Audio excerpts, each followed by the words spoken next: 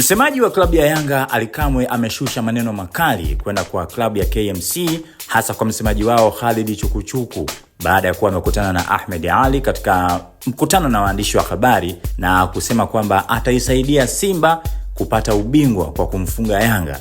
Sasa Ally Kamwe kupitia ukurasa wake wa mtandao wa kijamii wa Instagram ameandika, jana nimemsikia msemaji wa KMC akiwaambia waandishi wa habari kuwa leo wanakuja kushindana na Yanga kwa ajili ya kuwarudisha Simba kwenye mbio za ubingwa.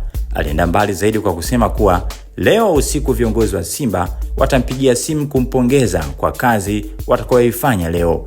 Kwa kifupi, malengo ya KMC kwenye mechi ya leo ni kuisaidia klabu ya Simba mbele ya Yanga.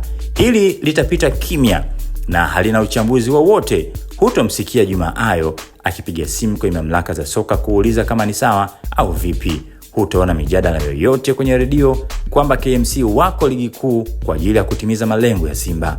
Subiri sasa siku msemaji wa timu nyingine aseme wanakwenda kuipa Yanga ubingwa kwa kuifunga Simba, uone jinsi maandamano ya maandiko yatakavyokuwa kuelekea TFF. Niwaombe mashabiki na wanachama wenzangu wa Yanga, vita inazidi kuwa kubwa sana. Tusirelax hata kidogo. Kama tulivyokubaliana, ubingwa wa 5 wa ligi kuu hautakuwa rahisi.